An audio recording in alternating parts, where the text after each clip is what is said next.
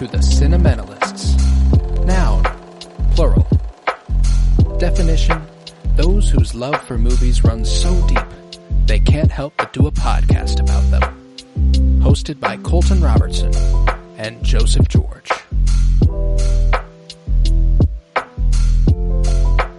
Hello everybody and welcome in to the Cinementalists. Today we conclude this season of Cinema Surprise and conclude the Spooktober edition of Cinema Surprise with A Nightmare on Elm Street, my last choice of the project. This was released on November 16th, 1984, written and directed by Wes Craven. I am Colton Robertson. I'm joined by Joseph George. What's up, homie? Oh, what up, what up? Always a pleasure to be here. Oh, and it's always a pleasure to have you. And how about the name of a horror movie director being Wes Craven? That just feels right, you know? Like, that's good. He also did Scream. He did Red Eye with Cillian Murphy and Rachel McAdams. Strongly recommend that one. You would love that one. But yeah, no, A Nightmare on Elm Street. First watch for me. First watch for you, correct? Yes. How'd you feel? For me. Yeah, this was... I've always heard of Nightmare on Elm Street. I know Freddy Krueger. I guess this isn't Of course, it transcends. like a new thing. But the movie, I think it surprised me on how much I don't like. There was just really, really cool effects that were in there. I thought the soundtrack was cool. The premise alone, I guess I already knew he attacked you in your dreams and everything, but I love how they just hit the ground like just we're off rip, and it kind of expects you. I don't know. It was nice knowing, I guess, kind of the dynamic going in, but I love how it is kind of that simple. This dude's just after you in your dreams, and then the rest of the movie is dealing with him, and then they slowly innovate on how to change and defeat him and everything, and the ending is the ending. I'm still processing, but yeah, good old we got two Wes's. I don't think he's up quite to Wes Anderson level, but Wes Craven, he's a G. He is a G. A strong. I would definitely because I need to watch Scream. Scream was another one I considered for this spot instead of Nightmare on Elm Street. But I decided to throw it back just a little bit more because we hadn't done an 80s movie. We did 70s, we did 90s. Might as well split the difference there. And I'm glad I chose it because I watched this movie a week ago when we originally planned on recording. I haven't watched it since, but what I have watched since are the second movie, Freddy's Revenge, and the third movie, Dream Warriors, which is a fascinating franchise. A fascinating franchise, mostly because, I don't think I've ever had the urge to visit a franchise repeatedly that I think is this schlocky at points. This movie is not particularly schlocky, but the second movie is like, okay, what are we? But the other side of that is I've liked each one more. I've liked every single one just a little bit more so far. Like, why is my favorite movie in the Nightmare on Elm Street franchise right now the third one? Why is it the one that's called Dream Warriors? Yeah. That's fucking hilarious. I don't know. They're silly fucking movies, man. And so the thing that's really interesting about having watched this, for me, is the obvious influence it has had on basically everybody making anything in this realm now. Like in this scary horror, in the horror realm. Like, the thing that specifically stands out as being massively influenced by Nightmare on Elm Street to me is Stranger Things. Oh yeah. Just couldn't be more. And there's a lot of 80s stuff wrapped up into Stranger Things. That's kind of the point of Stranger Things. But the Upside Down kind of operating as the dream realm, and Vecna even kind of looks like Freddy Krueger, which I never even really noticed until this. Nancy being the main character is Nancy Nancy Wheeler in Stranger Things. the thing that's so funny to me about this movie is that it kind of is similar to, and this is big praise, it's similar to Psycho for me, where what it's done is so foundational. Like, it has inspired so much and it has been rehashed so often that nothing in this movie particularly surprises me. And therefore it didn't affect me the way that I wanted it to affect me. Like, I go into a movie like this expecting, it's a classic. It's a Nightmare on Elm Street. It's iconic. Everyone I've ever talked to who's watched it likes it, So whenever I watch it and then I find out that it's kind of fucking stupid, that's hilarious to me. And then whenever I go to the second one, which is universally looked at as stupid, so I'm expecting the worst, and then I watch it and I'm like, oh, it's no stupider than the first one, I'm pleasantly surprised and I kind of like it. So that's kind of been that's what's been propelling me through these movies so far, is that every time I'm like, well, this is going to be stupid, and then I have a great fucking time. I love that that's what this franchise is, because it's goofy as shit, dude. I'm so in. Yeah, and they got a fifth one, it looks. I mean, they're up to 5. Do they keep going? I mean, yeah. I think the 5th is the last one. Okay. Robert Englund is literally in Stranger Things also, by the way.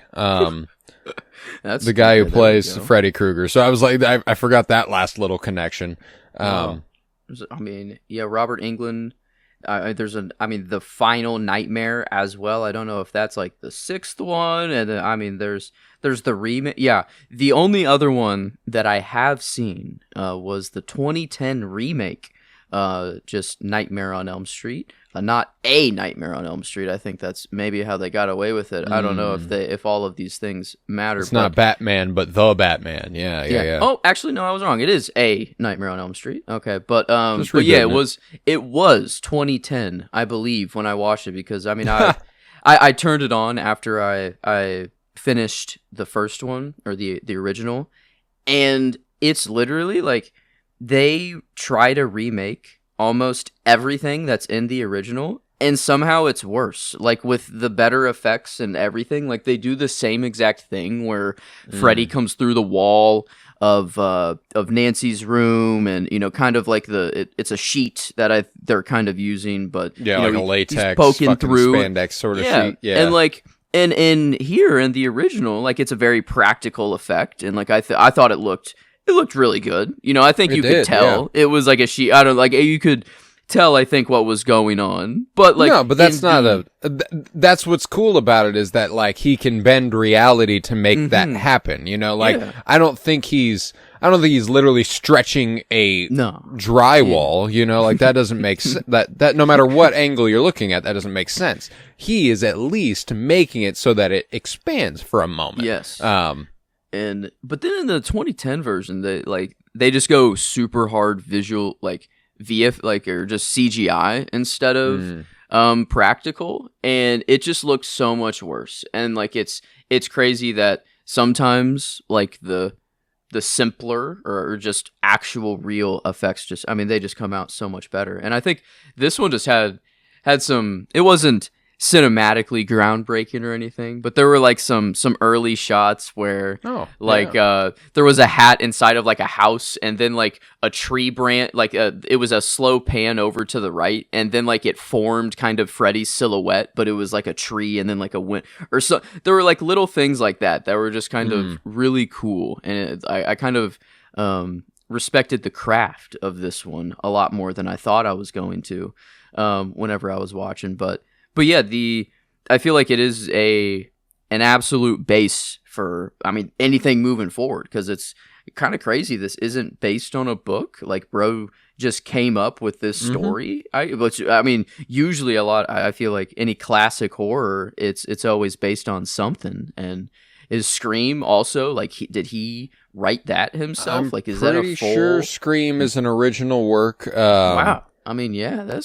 I gotta give him, I don't know, that's, it's not anything crazy, but I think like the simplicity of it, of just a guy coming after you in your dreams, is I'm gonna get you, bitch. Yeah. The only thing that I had as a frame of reference for Freddy Krueger on screen was the Rick and Morty spoof episode, wherever they have the little girl jumping rope in the room, and then he like runs like, I'm gonna get you, bitch, and he just keeps saying bitch and stuff. It's very funny. He did not write Scream, but Scream is an original work. Okay.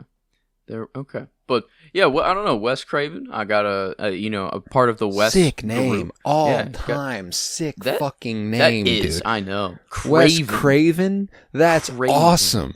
I mean, yeah, you're right. I don't know. This is like directing horror movies and your last name being Craven is awesome. He was born I don't know. for it. I don't know. That's so satisfying. Yeah, but yeah, this, I don't know. It was the one movie of the project, I guess, that I knew the most of going into it. Like Eraserhead, I knew it was just Lynch, and I was excited for it. But Invasion of the Body Snatchers and Dracula, I really had very little to go off of. And here, I feel like I had the most. But like this one was, I don't know how. I feel like I escaped very easily into Bram Stoker's Dracula. Like it was easy to go into that world. This one, I was in. I don't know. I was just kind of. I was in it so fast, and I was just kind of. It's this weird vein of horror where schlocky is. Yeah, I wouldn't call this one schlocky at all, but it's like it's.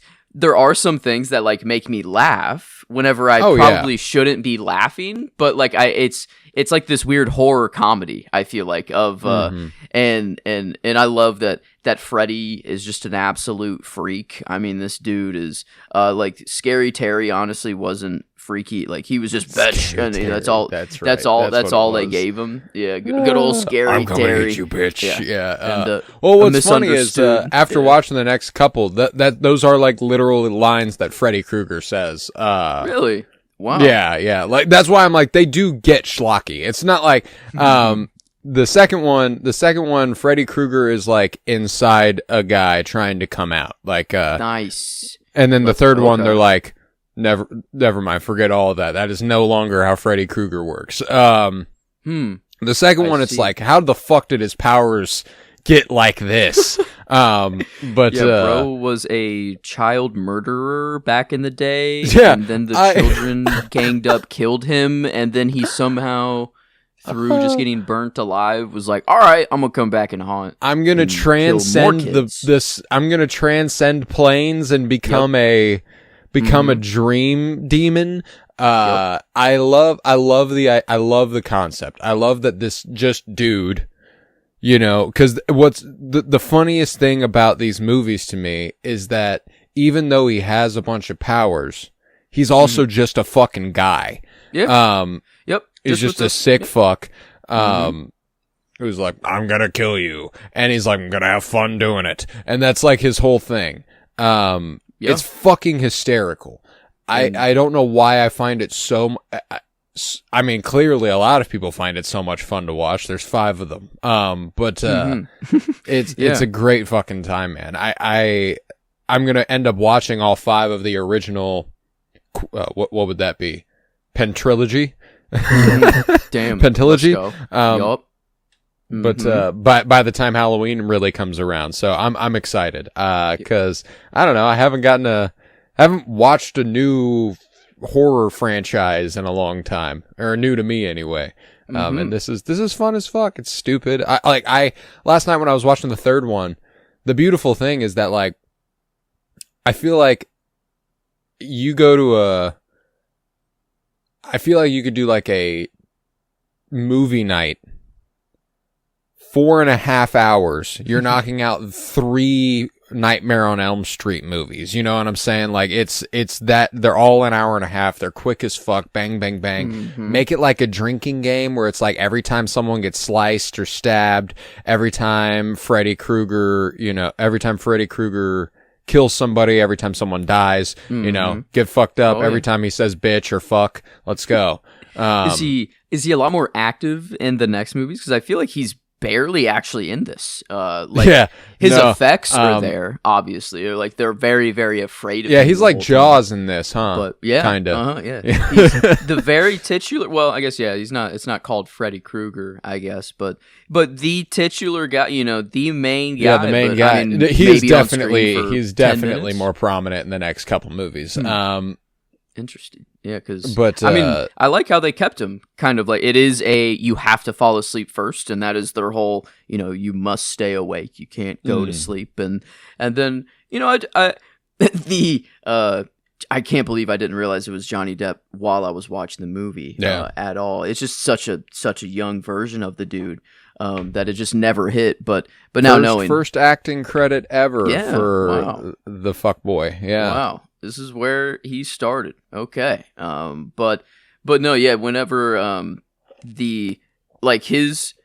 he came in just kind of saying like, yeah, no, have you ever heard of the dream techniques of I forget the people of you just don't give it any energy anymore. You just gotta let it go. And like whenever it switched into kind of that and Nancy, kind of being like, okay, you know what? Fuck it. Like actually, come here, Freddy. Like I loved the whenever she started I'm gonna bring him back to the real world. Yeah, like sick. Fucking incredible. Like I love Nancy, by the way. She's probably my favorite character and my performance. Yeah. I really, really enjoy Heather Langenkamp's performance as Nancy Thompson.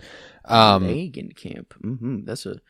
We got some names, I guess. Oh yeah. Goodies. Not as good Robert as Wes Englund, Craven. Wes Craven, Heather Langenkamp. Langenkamp. Yeah, but damn. I mean, yeah, I feel like she was definitely the highlight of this one, and I think they I wonder if how old she actually was during the filming. They had like a little, I feel like an in joke of she looked in the mirror whenever she like hasn't slept. She's like, man, I look like a 20-year-old, and like she is 20. She was 20 at the time of filming. There you go. So yeah, that's which kind of thank God, by the way. Yeah, because if she wasn't, we'd run into some problems. We'd have some problems. I'd be like, I don't know that I should. I don't think I should abuse Jesus. And it's always a weird balance of like, I know the actor is older than 18 and like they are right, but like when they play a high school student and then you put certain shots in like the bathtub sequence is fucking dope though, I love that sequence whenever he like reaches up through the bathtub and like obviously a nightmarish shot and then when she's pulled into it and is like screaming for her mom, Great stuff. And I love how the movie's kind of primary characters evolve over the course of the movie. Like, I know Nancy is the main character, but she's not for the first 20 minutes. Yeah. Or so. It is Tina at that point. That's right. That's her name. Yeah, she dies so fast. Until she dies. Yeah. Which then goes back to the Psycho influence, which is that the movie starts with this character being your main character, and then that person dies, and now the movie shifts. But regardless, that's just a foundational thing to horror now. So that probably wasn't even directly influenced by Psycho. It's just a byproduct of the genre. Regardless, there comes a point about after whenever her hair gets a white streak in it. Yes. That's when her mom becomes like the primary supporting character. After that, whenever she confronts her in the kitchen and she's like hiding her alcohol and stuff, like from then on, her mom's like the number 2 player in the movie. And I think that's just a really fascinating way to handle a story like this, where it just slowly evolves. I think it's surprisingly well written for as goofy a concept as it is. I think it's, like you said, really, really well done, which is no doubt. I think that it's again, there's a reason it's kind of become this influential on everybody making movies now, essentially. Everybody who was a child when this movie came out was like, this fucking rules. And that makes sense. It's one of those ones where it makes sense that I never watched this as a kid because it would have scared me as a kid. Yeah, falling asleep after this watch as a child. Yeah. That hits way differently. Yeah. But I kind of wish I would have. I wish I could have experienced what it would be like to actually be scared by this movie, because like the concept itself is like, yeah, it's freaky, but I'm a little past the age of being worried about this sort of thing. Yeah, like he slices his nip open, his chest open, and I feel like that's a part. That's a part where I like kind of laugh a little. That's like a fun. Like that was just funny. That would like honestly, it's supposed to be scary. I feel if I was a child, maybe I actually like, oh, ew, that's so gross. Or, yeah, like, I don't know. I mean it's still a gross out. Like I like and. I like gross out stuff as long as it's not too over the top. There's a couple things later on that I really, really enjoy. Like the third movie has a lot of really, really dark elements. Like it's set in a psych ward for older like teenagers who have been experiencing, suicidal ideation and stuff like that. So like it's naturally a very, very dark place to be anyway. But they're all having dreams about Freddy. And the doctors don't believe them and stuff. And that's kind of like the jumping off point, is that the doctors are like, well, you guys are just having like a mass psychosis sort of thing. Like it's a collective delusion, a manifestation of you've talked about it, and therefore everyone's had it, and it's just kind of spun out of this. Yeah. But clearly not. We know that because it's Freddy fucking Krueger. But regardless, like there's an effect in one of those where a dude is getting puppeted by the veins in his arms. Like they get pulled up and out, and he's getting and in his legs. It's fucking disgusting, and it hurts to like look at. Yep. That's some good shit there. No, that's some good shit. That's why I'm like, there's some really dope stuff in these movies. In the third one, it manages to meld the like schlockiness of the second one while taking itself really seriously, like the first one does. And it really, really works to its advantage. And the second one, I don't think is as bad as everyone said it is. It's certainly a different step in a different direction. But I think it's a fun fucking time, man. But, yeah, I love how Tina's death wasn't very, normal. I guess from the outside perspective, though, from people looking in, yeah, it just looks like, whatever the dude, who's the guy? Who's the resident Bobby Briggs? Resident Bobby Briggs. Rod? Maybe Rod. I think, yeah. Yeah, probably Rod Lane. He looks like a Rod. But yeah, he... Like, every death that happened up until Johnny Depp, it's undeniable that something mystical primordial and what the juicer, fuck is going. bro. Yes, dude, that got shit sent blended. me. Like, oh my he God. starts fountain spewing like the fucking a fucking geyser over here. Yep. And I just lose it. I thought that was so fucking funny. Bro had no fear for anything. Bro was like the most normal. Like, he actually had no nightmares of Freddy. He was like, He didn't even believe Nancy at all. He's like, oh, well, here's what I heard about Dream. He was the most like nonchalant or just non kind of factor in the story. And then I love that it's just like, well, he fell asleep. He learned a little bit about Freddy, and then Freddy kills him. Like, I wonder, like, if Freddy can just go into anyone's dream, or like you kind of have to know, like I wonder if Freddy couldn't attack what is this? Is Glenn. Okay, I don't want to keep calling him Johnny Depp. He couldn't attack Glenn before because he's like, no, I slept like a rock. He never had any belief in him whatsoever. But then the more and more Nancy kind of talked to him about it, is it like it's that background thought of like, wait, is this real? And then like, is that what gives Freddy his power of you just have to believe in him somewhat? Because I'm trying to make sense of the ending a little bit. And like, I thought we were going in a really good direction of Nancy like letting him go, and like I thought she would fully escape this and everything, and the car, I don't know how to read the car. I don't know, like, is this a pure dream that I'm seeing at the end? Did they even wake up? Yeah, like everyone is. Or was the whole thing a dream the whole time? I think it's there's many different routes that can go down, but there's a lot, and none of them are particularly good given the last scene. Like that's the thing, is that the movie right before the last scene is like really, really strong. Yeah. I think it ends on a really, really high note. I think never will you see a more nonchalant reaction to a daughter and father watching the mother die, though, which is super funny.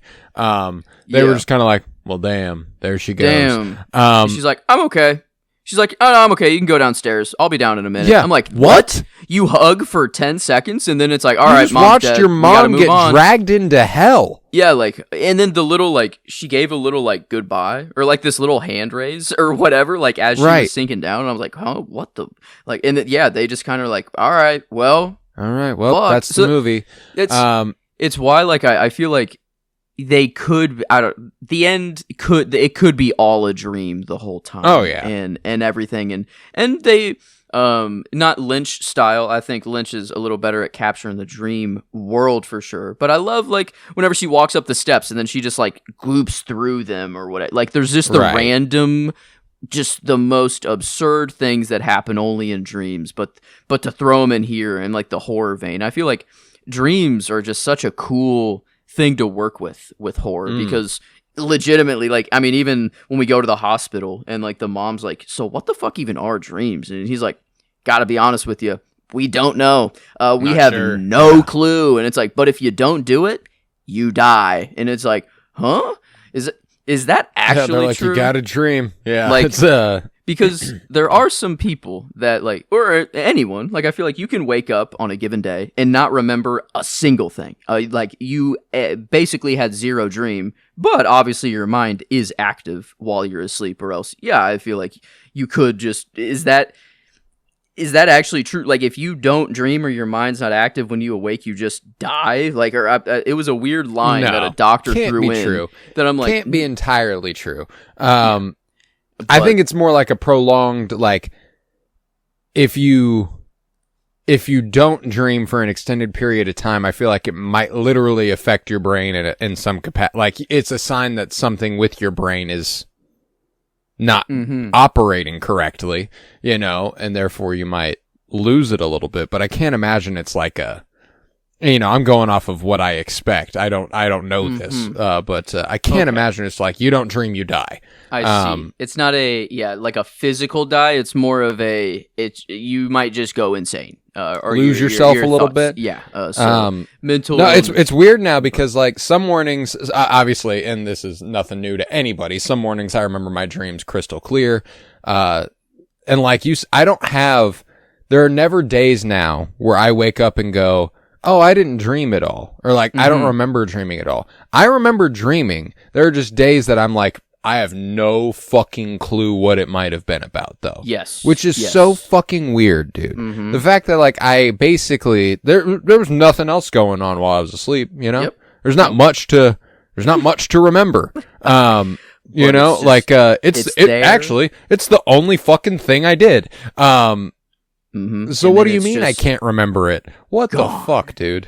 And then, like, but you'll wake up and like you'll have every detail, or like you'll like, oh, this one was a good one, and then 5 minutes later you're like, wait, so weird. Wait, what the fuck? And then it leaves, and then it's just like gone, and it's like, yeah, I mean, why the fuck do they do that? I still don't understand how everyone is just, we're okay with this, you know, and we just move on like normal. Like, how are we not trying to figure this shit out? Or like, you know, we need to, I feel like now, I used to be on the lucid dream grind, or I tried to like take control of my dreams. I did fly in one of my dreams one time. I remember waking up and being like, I flew around my house, and just started floating. And then I woke up, like I fell in my, I don't know, out of flight, and then it like startled me awake. It was the only time I've like actually taken control of my dream. Like, what's the science behind willfully re-entering a dream? Ooh, yeah. You know, like, sometimes my alarm will go off and I'll snooze it, and then for another 8 minutes, I go back into the same dream. How the fuck? That's nuts. Fuck does that happen? That's nuts. Like, and like I've heard some people say that like all your dreams are just like collecting all of your thoughts that you had for the day, and then like kind of it's your own kind of brain's therapy sort of thing. And if you have a nightmare, you're kind of there's some stuff going on that you need. I don't know. There's your brain's just trying to figure it all out while you're asleep. And like I love that there's certain people that will pop up that and that like it's like, oh yeah, I see my mother or I see my brother or my family, but then there's just a fucker that can appear that I've never seen in my life, but I am taking them as normal as they are my family. Like they right. belong as if like they are my family, and it's just a weird world to and everyone goes there every night, and to think, yeah, no, there's just an evil Bob fucker lurking around, going in people's dreams. He likes children, what. He kills the mom, I guess, but like, yeah, he's seemingly only after kids, which is just an even weirder, makes it just scarier. His whole thing was being a child murderer. Mm-hmm. And then like, I love the lore here, which is that the parents basically formed an angry mob. Yep. Because apparently the cops couldn't do a fucking thing about it, I guess. Mm-hmm. 20 kids died. 20 kids. 20 kids. You're telling me 20 kids died and the parents were like, let's just go get his ass. Yeah. Like, huh? Why the fuck didn't you do that at like, I don't know, 3? Maybe 20? This is why they haven't dove into the prequel and given the mom story. Is it's like, damn, how did 20 children die all in the vicinity of this school? And like, and nobody thought to like, I guess they could have been doing a hunt for him. Maybe he was difficult to find, and that was like part of it. But hide in plain sight under the school, or was it just a boiler room? The boiler room, because the boiler room isn't actually at the school. Yeah, that's just the dream levels, which is another cool Inception-esque thing where like you go through this staircase and all of a sudden and it's a real thing that happens in dreams. You go through one door and all of a sudden you're in a new fucking place that's not actually your house or not actually your school. Did you ever have a dream? I'm curious about this because this was a recurring dream I had as a child that where I was in my elementary school. Okay. Uh-huh. And I went to an elementary school that had like 3 distinct hallways. Okay. Wasn't super big, but 3 distinct hallways, one long hallway on both sides of the school at the end of the 3 hallways, But if I would go to the last hallway and I turned left, I would find one more hallway. Mm-hmm. Yeah. Like, yes. And it was an obviously not real hallway. Mm-hmm. And it was like kind of infinite. Like it kind of just went and it was horrifying. And I don't know why it was horrifying. It was just like something's going on there. And I remember waking up and it happened a lot, but nothing ever happened in the dream. It was just that I found an extra hallway in the building and that was that. And that was almost like, now looking back, that's almost scarier to me than the fact that if anything had happened in those dreams. Yeah.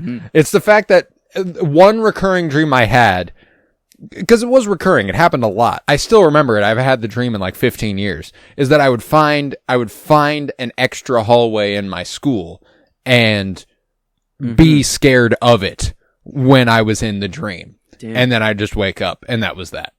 I didn't have any elementary school. There were some like back rooms I feel like that I could enter that weren't real elementary school days.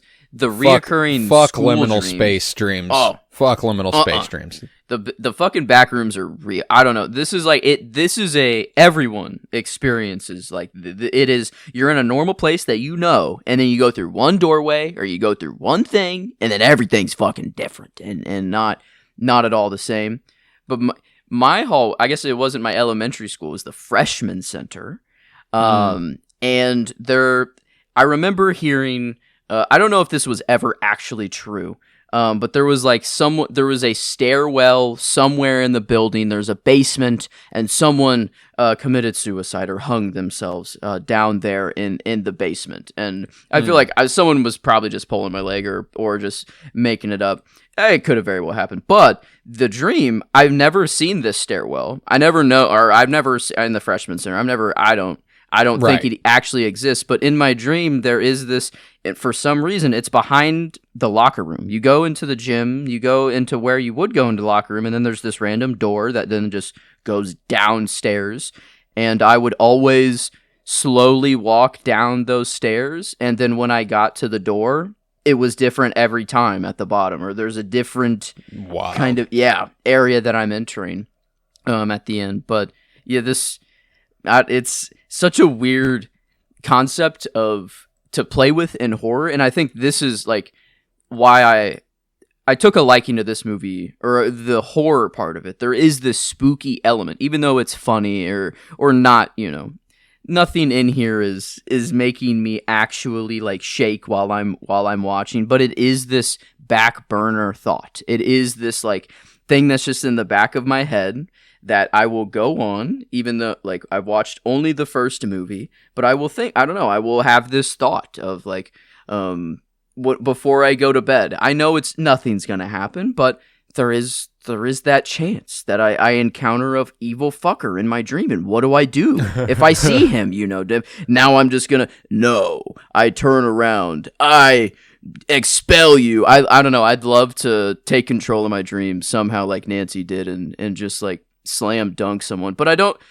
I'm glad to say I don't have nightmares. I feel there was a phase, I feel like a while ago, that sleep was a little tough. There were some scary stuff at some points, but I love my dream. I don't know. I don't really have problems with my dreams. Yeah, I haven't had a tried and true nightmare in a very long time. Yeah, I used to have a lot of nightmares. Like I used to have like night terrors when I was really young. Like I'd wake up and I was crying and my parents were consoling me. Yep. You know what I'm saying? Like, I mean, obviously I was real young when that was the case, but, like, it's funny what I do. Like, I remember a few nightmares I had when I was younger. Like, and that's weird that, like, I can't remember what I dreamt last night, but I can remember a few of the dreams I had. The last time I had them was 18 years ago. Yeah. Like, that's wild. Like, the fucked up like, the nightmares I hated the most is, like, some evil fucker would come and capture like me and my family, and then they would make me choose who to kill, or like I would be the one that would watch all of them die, and I'm just like, and like and then I wake up just fucking cry. Yeah, there's like so those like one that I had, which still gives me the chills. Like I just a wave of goosies just came over me, because it's a generally terrifying concept that even now scares me. Like, it was scary then, but now, like, the concept, like, and it's relevant to the Twin Peaks stuff, it's relevant to a lot, is I'd go out to my living room, and I would find my family, and then it was in my old house, so, like, there was this long hallway that connected the living room to 3 bedrooms, basically. My parents' room was on one side, my room was on the other, my little brother's room was there, too. And I'd go to the living room, and I'd find my family, and it'd be like super nice, sweet. It'd be like, "Hi, hey, what's up? How blah, blah, blah." And then at the end of the hallway, I'd hear my mom, who I'm also looking at, who's in the living room, but her voice is coming from at the end of the hallway. Going, "Colton, don't go out there." And I'm like, "Oh, nope. Fuck this." And then like nothing bad ever happens again. It's just terrifying, this concept that there's like a doppelganger effect thing. Where then I'd go back into the hallway, look down to the end of the hallway, and I'd see my entire family, and then I'd look into the living room and my entire family's sitting right there, and I'd be like, "Okay, no, don't like this, and I don't need any psychoanalyst telling me what the fuck this means, okay? I'm fine. It's good."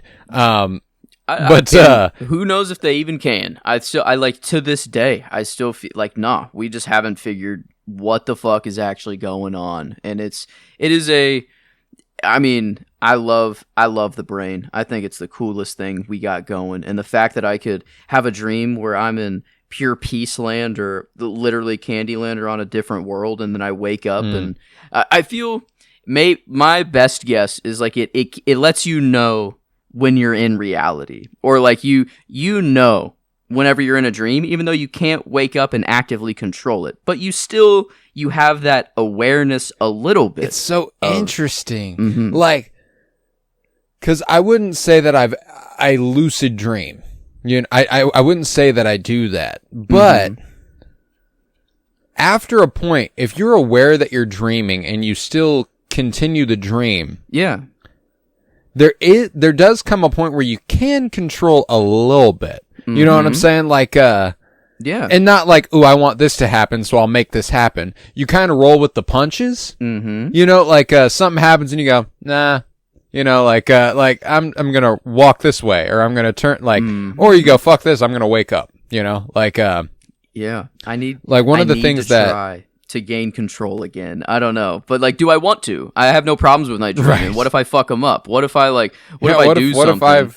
I love dreaming, dude. I have a great, like, even when I do, because like I said, I haven't had a nightmare in a very long time, but there are times whenever I have like a little like jolt, you know, I'm like, whoo, you know, like things were normal, and then all of a sudden I'm like, gotta wake up, you know, like, because fuck that. I used to be a delivery driver, and one of the dreams I had, I mean, towards the end of my time at delivering, was that I knocked on a door and somebody came to the door with a gun. Ooh. And I ran away and I got shot in the back. Damn. Yeah. No. And like I felt it. Like it was weird. Like I felt it and I woke up. Yep. I'm like, I have no way of approximating what a gunshot feels like. You know. But it was there. But I can't imagine it's much different than what, the immediate impact. Obviously, I didn't linger. I didn't suffer. Like, I got hit and I woke up, you know? Yep. You die in your dream. You gotta wake up back somewhere, you know? It's like and it's so real. Your brain, that's what I truly wonder is our brain, does our brain know that there is any difference between reality or not? Like, does our body truly think we are where we are in our dream? The fact that you have sensation in dream is the thing that blows my mind. The fact that you feel, you can touch, and like things can affect you. Like that means my body, my real body sleeping there has to also be experiencing those sensory, but you're those not even things moving. like. You're still, like that's like whenever I did feel that and I woke up, there's an electrical sense in my like a little electrical signal in my brain sending that signal of that sensation to that spot little in my Matrix-ish, back. That's like wild, it's like, dude. Are what we, the fuck? What's fucking real? Like it is only real to you, and like you could never explain your dream in detail to someone else, but you experienced it for real, and like it's never to the point where you put your hand on a boiler or whatever and then like you burn your arm and you wake up and you see a burn. But like you're right, like if you get shot in a dream or you die or you fall, like you really wake up in that moment, you're like, holy fuck, like I almost died, and but no, you were just in your bed, nothing actually happened. And it's this like a very weird dream that can happen, but they are real, like wet dreams, you know, like that is a real sensory thing. That's a real effect. Thing. Those happened, you know, and that's like, so, I mean, at some point in my life, I guess. No, I haven't even thought of that. That's absolutely valid. Like clearly, your body is experiencing, your body is experiencing the electrical signals. So wild. Yeah. Like, we have no clue how any of this works, but like there are people that do, like I don't think we have a Freddy Krueger, but like have you seen this man in your dreams? Like the guy, it's like and it's, I mean, a very generic face of like, have you seen this man? But I've seen a very specific face. Is it the black and white picture that was drawn, or like with like the really bushy eyebrows and yes? What the fuck is this dude? Who is this dude? And why? I don't know, dude. I don't like thinking about it. I haven't thought about him in a really long time. So the nightmares are flowing back. Yeah, this is I haven't thought about him in a I mean, like, and this is a different thing, but like the Hat Man. Are you familiar with the Hat Man? I've never met the Hat Man. I've never seen the Hat Man. Hat Man. Oh, whoa. No. But I have a friend who insists they've met the Hat Man. They've seen the Hat Man. And I'm like, I haven't. I'm sorry you went through that. You know, like, I've had sleep paralysis. Have you ever had sleep paralysis? That's what that's the closest thing to the Hat Man that I would say, but that's it wasn't the scariest thing I've ever actually experienced. That. Yeah, that is terrible. I mean, because you're not dreaming at that point. You are awake. Not. And then you can't do a the most horrifying thing I've ever experienced. Like, you're screaming internally, but oh my God, I can't. Yeah, it's like, why the fuck can my body not move? What the fuck is that? Yeah.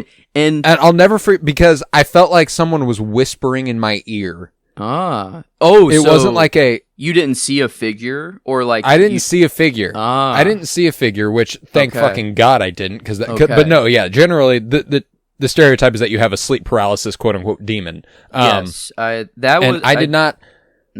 Or sorry, I got the sense, which is much more general, and is something that when I looked into it, is something people experience, is that you feel like there's an intruder. Like, yes, I didn't see anybody, but I felt somebody.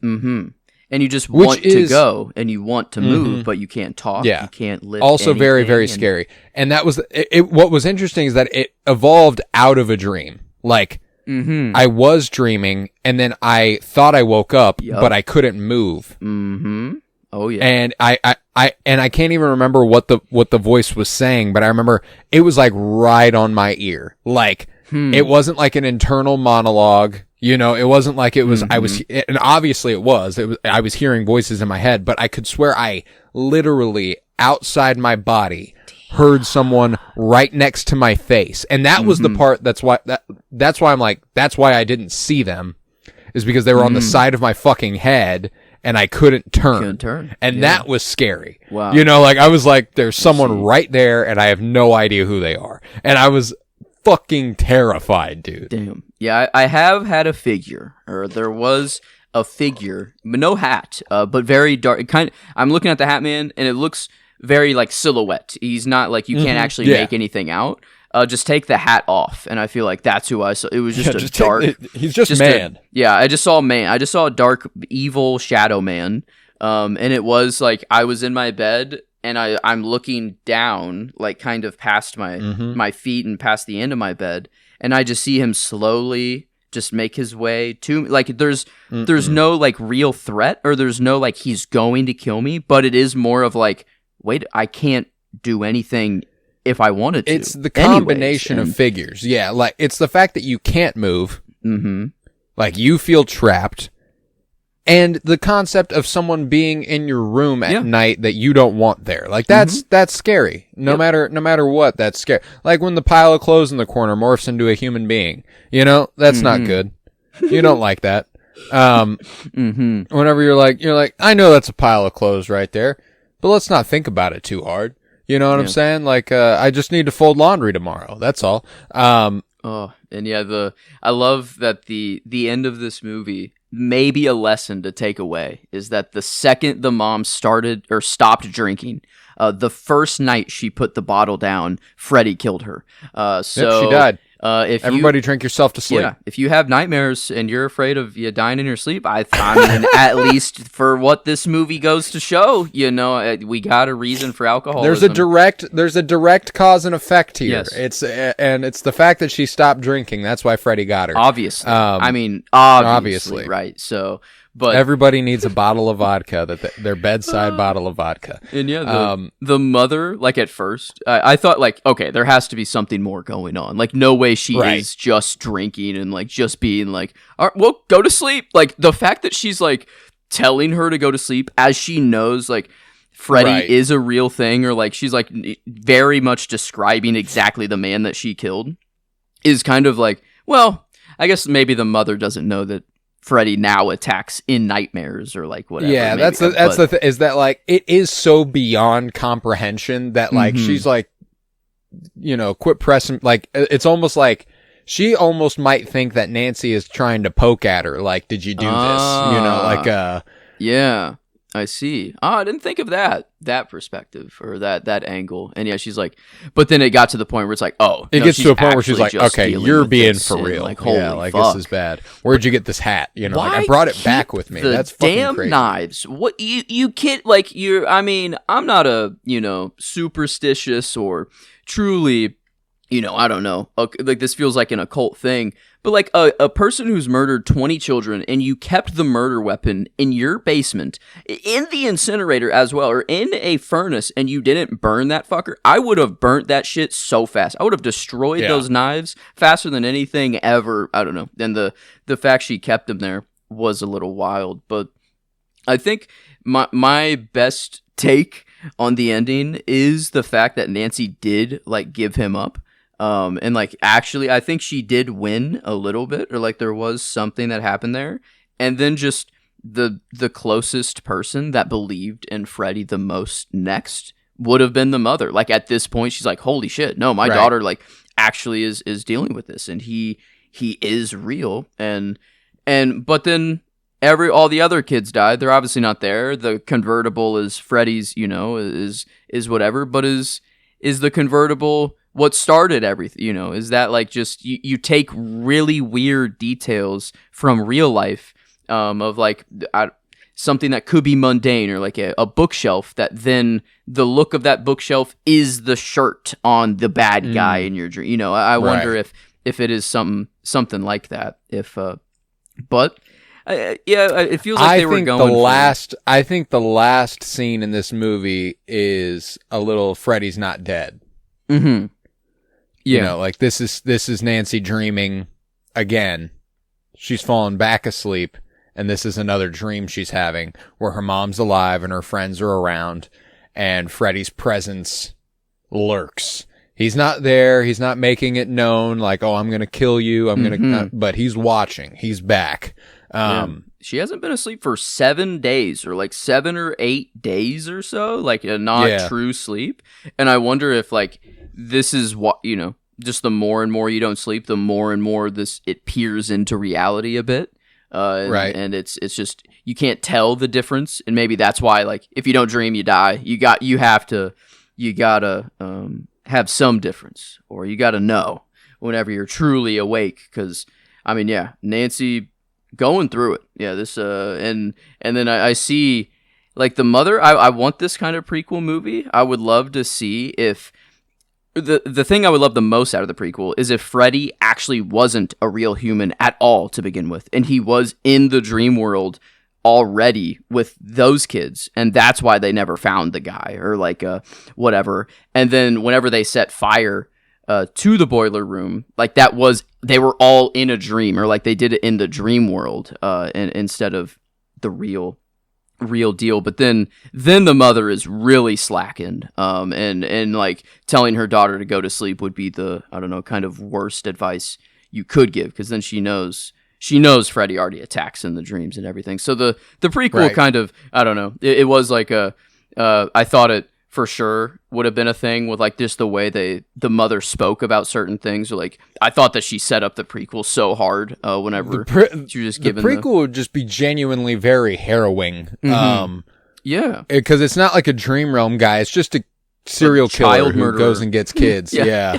And yeah, we got to take care of this guy and burn him. But yeah, it's like that would be the moment of the kids like coming together and burning. Like she said, like, yeah, we burned it down and we watched it happen. Like it, like to be a child. Right. But and like, what if there's some sort of spin where like Freddy had been doing like it's some sort of ritualistic thing for him that grants him the ability to do this after his death. Like it is like he's selling his soul to something or something or other. Like there's some deal he's made with an entity that is granting him dream power. I don't know.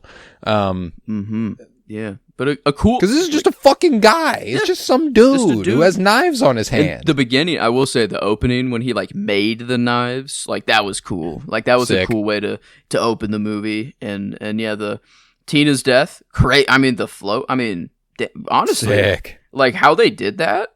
I honestly have no clue. Like I mean, wires or something. I don't know. But like the fact, like how easily she was floating around the room and just bleeding everywhere. At the like that death was wild.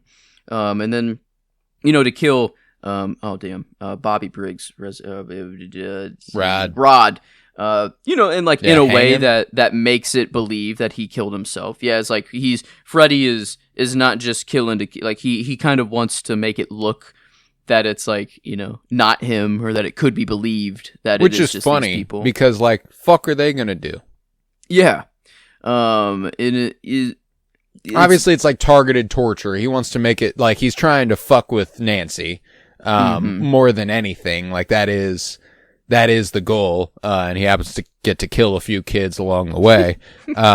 Which I guess, yeah, it kind of is his thing. I guess he loves just to go after the kids for whatever, you know. I don't know, but you know, and maybe that's the boogeyman. You know.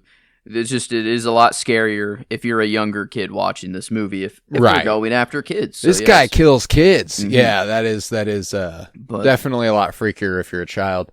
But yeah, man, I don't know. I had a great time with it. I have a lot of fun with the movie. I have a lot of fun with the franchise at large. Definitely recommend diving into the next couple at least, because I mean I will watch 4 and 5 here soon. But yeah, it's a lot of fun. Yeah, I'm gonna have to. That's for sure. I mean, it is a world building feels like the wrong thing to say, because it is just like it's not the world that I'm truly interested in, but it's like just this concept of these movies. I think it works perfect for the horror genre, and to see the OG and finally not the 2010 version. I think that it is. There's a reason that my 10-year-old brain forgot about that movie a little bit, because I watch it now, man, it is crazy how different movies are whenever you're a child and then now, but yeah, I don't know, this is definitely not, I wouldn't have thought that I would be diving into all the rest of them, but I feel like I got to now. I got to. No, I'm with you, man, but I don't know. I don't have much else to say. I think I'll do the plugs, and then we will rate this movie along with Bram Stoker's Dracula from last week. We went ahead and did not rate that last week. We were not, I don't know, of sound mind and body, I suppose, but we're going to rate these movies on 1 to 10 scale and on the Cinementalimeter, and then we'll announce what the Halloween episode is, and then we'll get out of here. So, yes. If you would, leave a 5-star rate and review and download wherever you might be listening. Very, very big help. The downloads, it's the only metric that we keep track of, and it's nice to see that number tick upwards. It's a lot of fun doing the podcast, and we're going to do it no matter what. But it's also nice to know that people are listening. Let's see. We are also doing Geek With Me, a nerd shit podcast, and next week we are doing an episode called Frankenstein's Monster, where we're building a character out of the essence of several comic book characters. It's you know, nerd shit. We're doing comic book characters, and we're doing like a draft format. I'm gonna work out some limitations on that here soon. Like you got to pick certain elements so that there is like a competition base, instead of it just being like, I don't know, I want this guy's vibe, you know. But gotcha. Not that we would, but you know, I want to make it a little more specific, and I'll zero in on the rules and stuff we can together. But yeah, so we've got, you know, costumes, power sets, masks, you know, all that sort of stuff. Personalities, if you want, senses of humor, etc. You're like, I want Spider-Man's quippy lines. Like, yeah, sure, fuck it, I don't care. But so yeah, Frankenstein's Monster. That's next week on Geek With Me, and then we also have Fire Pod With Me, a Twin Peaks podcast where we are currently covering The Return. Yes. Next week, I believe, will be part 4. Yes. All right. Next week is part 4 of The Return, part 4 of 18. That show is friendly to the first-time viewer and the rewatcher alike. I've watched it before. Joseph has not, and he is experiencing it all for the first time, which means we will never spoil anything that comes after what we are covering at the moment. We very well could spoil things that have already happened. So you shouldn't just go, oh, I've never seen Twin Peaks. Let's listen to their episode on The Return Part 4. That would not be a sound decision. You should watch Twin Peaks no matter what. And if you happen to want a little podcast to go with it, we have it. Fire Pod with me, a Twin Peaks podcast. But let's go ahead and rate this movie, and then I will announce what next week's Halloween episode will be. So let's start with Bram Stoker's Dracula, since we did that last week, and we did not rate it. What are we thinking here? You're a little bit removed now, which also makes this an interesting methodology. We're not wrapped up in the conversation we were just having about it. We can approach it from a slightly more objective place if there's anything such as objectivity here. Yes, the one number that defines Bram Stoker's Dracula, obviously. Yeah. But I think, looking back, I think I did enjoy it more than Invasion of the Body Snatchers. And we gave that a 9.25 for Invasion of the Body Snatchers. That's about right. Yeah. And I feel like if anything, I'm just like right above it, or just kind of right there with It's like they're very different movies. But Dracula was a lot more fun and I feel like I will return to Bram Stoker's Dracula a whole lot more than Invasion of the Body Snatchers. I feel like if I continue with Body Snatchers, it's to see like all the other movies that were made or the and stuff. But Bram Stoker's kind of feels like when October rolls around in the year, I feel like I have to. It's like one that I want to watch, and I love. Yeah, and Invasion of the Body Snatchers is kind of an any time of the year kind of movie too. Like it's not strictly spooky season material. It is spooky season material, but I wouldn't love watching Bram Stoker's Dracula in May. Yeah, you know what I'm saying? Like I'm watching that shit when October rolls around for sure. No, I'm with you.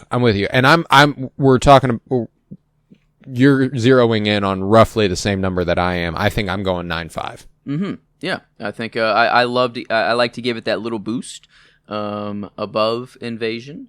But I guess, that makes it, let's see, what's the next closest? I gave Eraserhead a 9. That's like the one I just feel bad for. And it's like the more I think of that movie, the more reevaluate it. Fuck it, we're doing this now. Might as well. Who cares? Okay, cool. You gave it a 9.75, and I'm joining you there. Like I feel like I should have joined you. It's not quite the 10. I don't know why I don't give it the 10. I love Lynch to death, but it's just I don't know. I don't know why I don't have that. I think the way a movie ages with you is as important as the way it hits you on the immediately. So. I if you ever want to change your rating, fuck it, man. Nobody cares. Yeah. True. I guess this is our good old Cinementalists. Yeah, we get to do whatever we want, man. We make the rules. But so now that sits a little better. I'm glad Eraserhead. I don't know, why I was going like more critical than I normally am, and I am never critical ever. I love everything I watch usually. So but okay. Glad. I mean, you still put it at 9 out of 10, which is pretty fucking good. That is true. But yes, we're the most loving critics, folks. Joseph just worried about being more critical than normal over a 9 out of 10. So there you have it. But 9.5 out of 10 for Bram Stoker's Dracula does feel good for me. And A Nightmare on Elm Street. I didn't approach this show thinking I would give it, as good a rating as I think I might. How do you feel about it? 9 might feel a bit too high, but it is absolutely too high for me. I want to give it some boost for like the this vein of horror and how I feel like foundational and moving forward that it is, but that can really only take it so far. And I do think I will return to Nightmare on Elm Street at some point. I absolutely will. For sure. I think I will go to the next ones right after. But yeah, I think this is this will be in the rotation. And I mean, yeah, I don't an 8 flat, does that even feel high? Is like a 7 is whenever something gets good. I remember we've said yeah, that's kind of whenever that's the threshold for goodness. Yes. Yeah. And to call this is good. I had a good time. The effects were really good. I would say 7's its floor, personally. Mm-hmm. And it's roughly, I'm not going higher than an 8. Like, my ceiling is 8, and I don't even know that I'll get there. Like, I think a 7.75 is probably where I'm landing. Somewhere in the 7s. Which is oddly specific. 7. But yeah, like, I came into this thinking I might go 6.75. Yeah. And our discussion about it did boost it for me. I think, it became good. This, it is good. I think it can pass that threshold for... It can. It's a good-looking movie. The effects are incredible. Yeah. I really enjoy a lot of what it's putting down. I have a great time with it. So yeah, I think I can put it right there on the threshold of the next step up, whatever that is. I like maybe I'm just kind of middle of the road. I think it's a little better than good. I'm like a 7.5. Good old C plus here. I feel like that sounds really bad to put it that way, like C plus. Now, that's it's an AP curve. Fuck it, it's a B plus. Yeah, but yeah, that's where I'm chilling. I think is at a 7.5 for me. But all right. A 7.5 and a 7.75, making it roughly 76, 77. Good old 76. On the old 76 on the Cinementalimeter. We love those, baby. And next week, we are certainly not going to be rating the movie a 76 on the Cinementalimeter. For Halloween, we are discussing 2025's arguably best movie so far. Definitely the biggest blockbuster, best blockbuster anyway. Sinners. Directed by Ryan Coogler, starring Michael B. Jordan. I look forward to it greatly. We're celebrating Halloween right. Doing something a little bit more, prescient, a little bit more right now as far as release. We did all this pre-2000 stuff. Might as well hone it in with a 2025 flick here on Halloween. Sinners, man. I'm very, very excited. We have not talked about it yet. Me and you have talked about it, but we haven't done it on the podcast. Yes. So it's about time. Need to get there. Oh yeah. A little bit of one that we both know we love. So you got that to look forward to next week here on the Cinementalists with Sinners. And with that, I believe we can conclude this episode. I was Colton Robertson. I was joined by Joseph George. Thank you very much, homie. Oh, thank you for having me. It's always a pleasure to be here, homie. Oh, and it's always a pleasure to have you. Come back to the Cinementalists next week for Sinners. But in the meantime, remember, 1, 2, Freddy's coming for you. 3, 4, better lock the door.